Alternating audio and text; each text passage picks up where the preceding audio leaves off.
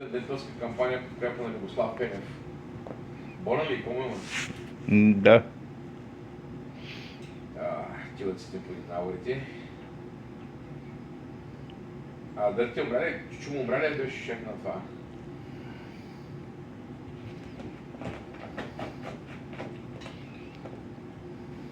Сега най-вероятно ще гледат да направят някаква криза.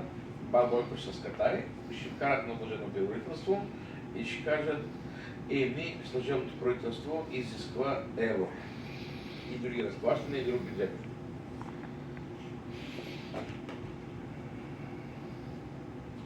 Днеска има избори за Атланта, за Public Service Commission и за мери. Днеска има избори. Декември, аз не съм хубаво се регистрирал. Сега малкия се е регистрирал тук на този адрес. Трябва да се регистрираме, защото междинните избори идват сега в ноември. И те ме питаха там всички при Байван: кога ще дават Байван? Никакви стимули към Байван, не се прави. И защото там джиката републиканец, Васил републиканец, жена му, накраси жена му се призна, вика: аз, вика, не харесвам Тръмп, но гласувах за него, защото вика намразих Камала Харис.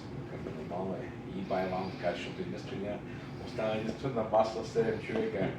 И викам: Байван, викам, хората не са готови, викам, всеки си гласува спрямо чергата. Случи, ще правиш 250 хиляди, нали? И не може да се отгледаш. Не му казаха, викам, викам, сега все пак това. Ще ви, сега спечелим. Викам: Байване, ние ще пускаме стимуласа 2 месеца преди ноември.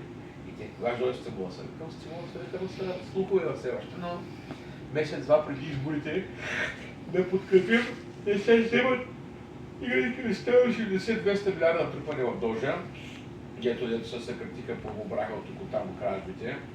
Те само ако могат да спрат кражбите, тази държава ще има пари за всеки, разбираш ли? Не може да спре кражбите. И чудено няколко е за покажа това.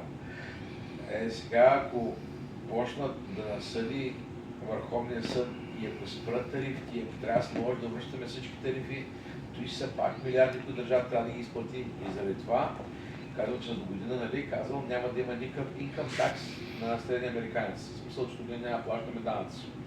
Което още пак много. На Тръмп не мога да съдява, не знаеш. Но ето днеска чета, Коско вече почнали да ги съдят, искат да се прибират.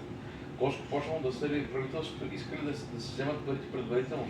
И им казват: чакайте, че нещо още не е минало този закон. Нека се произнесе Върховния съд, нали, ще връщаме ли тариф, няма да връщаме. Най-вероятно до 2 месеца ще го решат. И тогава ги правителството